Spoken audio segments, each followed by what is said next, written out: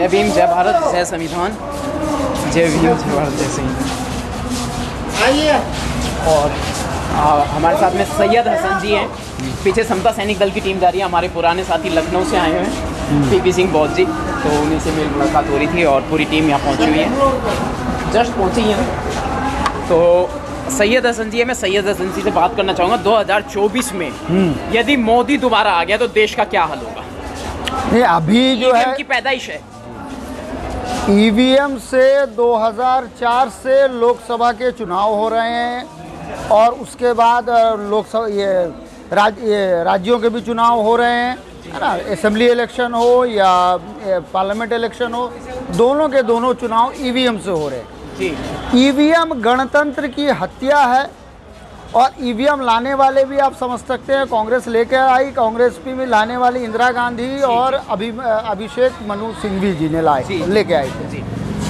अब जब ईवीएम को सारी दुनिया ने बैन कर दिया, तब ये भारत के गणतंत्र में लाके घुसाए। 1982 में लेके आए, 84 में लाने की कोशिश की गई, 84-85 में अनफॉर्चुनेटली इंदिरा गांधी का जो है वहाँ पे असैसिनेशन हो गया।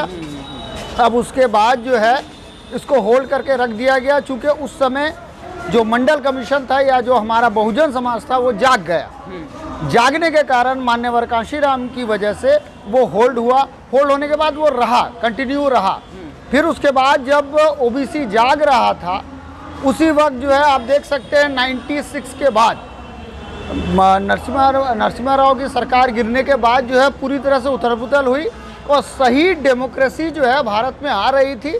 जो हमारे क्षेत्रीय दल थे, जो बाबा साहब अम्बेडकर की विचारधारा को लेकर चलने वाले या समानता, बंधुता, न्याय वाले जो थे, जो जनता की सच में भलाई करने वाले थे, वो उस वक्त बढ़ रहे थे। फिर 2004 में जो है एनडीए को हराने के लिए यूपीए आई। यूपीए ने पहला फंडा ये लगा कि 10 साल हम करेंगे, 10 साल तुम करो। अब देखिए, हम यहाँ एक बहुत ही इंटरेस्टिंग चीज़ देखते हैं।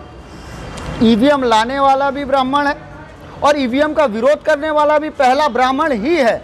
उसको सुप्रीम कोर्ट में चैलेंज करने वाला भी ब्राह्मण है। तो यानी वो एक तरफ से लेके आएगा, दूसरे से विरोध करेगा। विरोध करने के बाद अच्छा लॉस जो होगा वो बहुजन समाज का होगा, SC ST OBC मूल निवासी समाज का होता है, माइनॉरिटी समाज का नुकसान होता है। उनका नुकसान नहीं होता, इनका नुकसान हो जाता और ये हो भी गया, है ना। उसके बाद 10 साल उन्होंने राज किया। 10 साल जो है चूँकि कांग्रेस था, कांग्रेस ने सेकुलर, डेमोक्रेटिक, लोकतांत्रिक, इसको उसने अपने तौर पर कुछ बचा के रखा। बचा के इस सेंस में कि वो ये चाहती थी कि उसको इंटरनेशनली कोई बदनामी ना हो, या और उसको बचने के लिए और बड़े महीन तरीके से वो जातिवाद कर रही थी।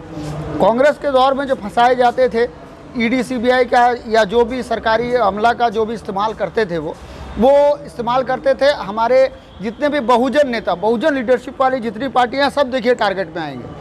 उनको टारगेट किया गया, चाहे मायावती हो, लालू हो, अखिलेश हो या मुलायम हो या जो भी, मतलब जितने भी बहुजन लीडरशिप वाली पार्टी या बहुजन लीडर जो है इंडिपेंडेंटली काम करते थे, उनको टारगेट किया जाता था, उनको फंसाया जाता था। यहाँ तक कि ये मीडिया भी, ये जो कास्टिस्ट मीडिया है, मैं इसको कास्टिस्ट कह रहा हूँ, जातिवादी मीडिया है। बिल्कुल है, बिल्कुल, हमारे पास प्रमाण है। ठीक है, तो अभी तो आपने देखा होगा 14 एंकरों को इसलिए बैन भी किया गया। मैं समझता हूँ 14 नहीं बल्कि बहुत सारे मीडिया, बड़ी तादाद है, मीडिया हाउस को भी बैन। और मैं तो कहता हूँ ये जो प्राइवेट चैनल्स के मीडिया हाउसेस है, इसको भी जो है बैन लगाया जाए। बहरहाल हम मुद्दे पर आते हैं। तो अब जो है ये ईवीएम से चुनी हुई सरकार 2014 में आडवाणी जी ने पूरा सेट कर लिया था लाने के लिए, लेकिन मोदी जी पूंजीपतियों द्वारा, चूंकि पूंजीपति ईवीएम भी बना रहे थे, पूंजीपति जो है प्राइवेटाइजेशन को जोर देकर हर चीज़ को खरीदना भी चाह रहे थे, तब लाकर उन्होंने मोदी जी को वहाँ से लाके बिठाया। उन्होंने इनका रिकॉर्ड भी देखा कि फुल्ली कम्युनल है, फुल्ली जो है ये आप कह सकते हैं कि बनिया है। असल में इनको ओबीसी कहा जाता है, ये सबसे बड़ा झूठ है। मोदी जी ओबीसी नहीं है, इसके लिए चाहो तो मैं चैलेंज कर सकता हूं, क्योंकि 2001 से पहले वो ओबीसी नहीं थे। आज भी मोदी बनिया है और उनका अगर एंसेस्टर उठा के देखें, वही आर्यन डायनेस्टी से आता है, ये भी बाहर से आए हुए हैं। मैं खुद भी सैयद हूँ, हम भी बाहर से आए हुए हैं, ऐसी बात नहीं है, लेकिन वो भी आए हुए हैं और वो अपने आप को ज़बरदस्ती ओबीसी बना के घुसाया। यानी हमारे हकों पर जो है ना, जो भारत का जो मूल निवासी समाज है उसके हक पर कब्जा किया, डाका डाला। डाका डालने के बाद जो है करने के बाद सारे कांड करके ये लोग मनुस्मृति का पालन कर रहे हैं जी लगातार अभी भी। मैं वहीं आ रहा हूँ, मैं आपको वही कह रहा हूँ। तो मनुस्मृति जो है जहाँ ब्राह्मण होगा ऑटोमेटिकली वो मनुस्मृति को ही लागू करेगा, वो बाई हुक और बाई क्रुक उसी को ही लागू करेगा, लागू करके ही करता। वो मानसिक तौर पर लोगों को गुलाम बनाता है ना। और भाई को भाई से लड़वाना, मसलन आज देखिए जो भी मनुस्मृति चलती है, जितने अब इंद्र मेघवाल को मारने वाला, ठीक है चलो वो एक ब्राह्मण अगर निकल भी गया तो घड़ा चूल्हे पर मार दिया। उसके बाद अगर हम दूसरे को देखें, ये क्या नाम है, जितेंद्र मेघवाल हो और जितने मनीषा वाल्मीकि का मामला हो, ये सारे तथाकथित ठाकुर हैं, ये अपने आप को क्षत्रिय कहते हैं, लेकिन है सवर्ण ये कहलाते ज़रूर हैं नहीं, है ये ओबीसी के दिमाग में इन लोगों ने जो है ना ऐसा बकड़जाल बना के रखा हुआ है। ओबीसी को हमेशा से एससी समाज का लीडर, चाहे बाबा साहब अम्बेडकर हो, मान्यवर कांशीराम हो, चाहे रामविलास पासवान हो, चाहे कोई भी हो, मतलब वो ओबीसी की बात वो लेके आएंगे, ओबीसी के अधिकार की बात वो करेंगे, लेकिन ये अपने आप को क्षत्रिय मान के कहीं ना कहीं हम देखें, ये कहीं ना कहीं अपने आप को क्षत्रिय मान के, ऊंच मान के यही एससी समाज पर ही जुल्म करेगा और इन्हीं को ही दबाने का काम करते हुए ये काम करेगा।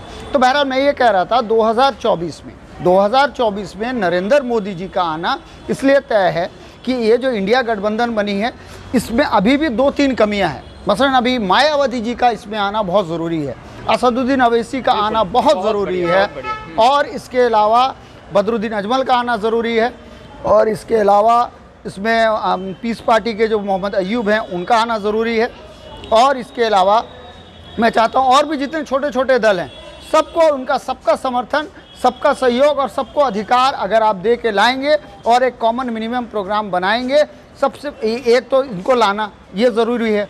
दूसरा सबसे बड़ी बात है, आप इनको लाने के बाद ही ईवीएम के विरोध में चुनाव आयोग के अगेंस्ट में आपको सड़कों पर लड़ना होगा, क्योंकि 142 तो ईवीएम के अगेंस्ट में चुनाव आयोग के अगेंस्ट में जो है कंप्लेंट पड़े हुए हैं ऑलरेडी सुप्रीम कोर्ट में।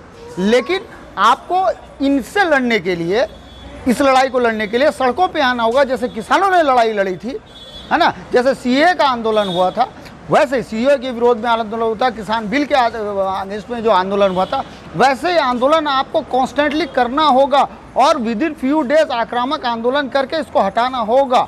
ये नहीं कि आश्वासन देके हट जाए, हाँ हम कर देंगे, नहीं, एकदम कंपलसरी और तैयारी अभी से आपको करनी होगी, है ना। ईवीएम तो देखिए हट नहीं रही, बड़े बड़े क्रांति हो गई, बड़े बड़े आंदोलन हो गए, फिर छुटपुट आंदोलन होते हैं, अब वो पता नहीं दिखावे के लिए होते हैं या उन्हें डरा के बैठा दिया जाता है। तो ईवीएम को हटाने का जब तक यहाँ तो बाबा साहेब का जो मताधिकार देने का प्रावधान था, उन्होंने अपने परिवार को भी कुर्बानी दी, परिवार की भी, तो वो तो बेकार हो गया ना सारा। बिल्कुल तो बेकार, बाबा साहब को उन्होंने मार कर, सिस्टम के लोगों ने उसको बर्बाद कर दिया। हाँ बिल्कुल उसको बर्बाद किया है। सत्ता में काबिज हो गए, सुप्रीम पावर्स में ये लोग आ गए। देखिए 1919 में 7th अमेंडमेंट में अंग्रेजों ने साफ कहा था कि इनके अंदर न्यायिक चरित्र नहीं होता, बिल्कुल स्पष्ट है, लेकिन हम ईवीएम के मुद्दे पर दोबारा हाँ मैं वही आ रहा हूँ अभी, मैं उसी को मैं बता रहा हूँ। उसी कारण से जो है ईवीएम का 142 पिटीशन पड़ा हुआ, सू मोटो लेकर खुद सुप्रीम कोर्ट ने 8 अक्टूबर 2013 को यह फैसला दिया है कि ईवीएम किसी भी तरीके से फ्री फेयर और इलेक्शन कराने का योग्य नहीं है, उसमें गड़बड़ी हो सकती है, इसलिए उसको हटना चाहिए। लेकिन सुप्रीम कोर्ट के फैसले के बावजूद भी ईवीएम चल रही है और मशीन से ही चुनाव हो रहे हैं। मैं ये नहीं कहता पूरा 100% 20 लाख मशीनों में घपला होता है, उनको जहाँ जहाँ चाहिए, उनको 300 सीट चाहिए तो अपने हिसाब से 300 सीट ले लेंगे, लेने के बाद वही कांड करेंगे जो उनको करना है ना। तो ईवीएम जो है गणतंत्र की हत्या, ये जो मजबूत किताब है जीवीएल नरसिम्हा राव ने लिखी है, मैं चाहूँगा आपके चैनल के माध्यम से जो कोई भी इसको देख रहे हैं, आपसे मेरा विनम्र निवेदन है कि आप इस किताब का अध्ययन करें।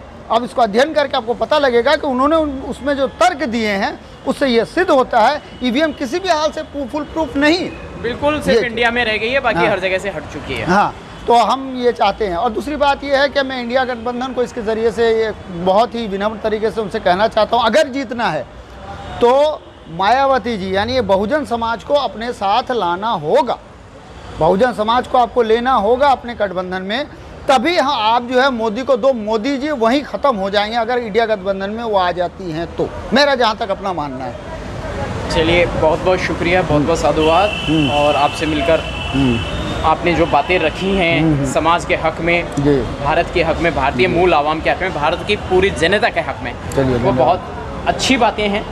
उम्मीद करते हैं कि गौर फरमाया जाएगा। जी, बहुत बहुत धन्यवाद।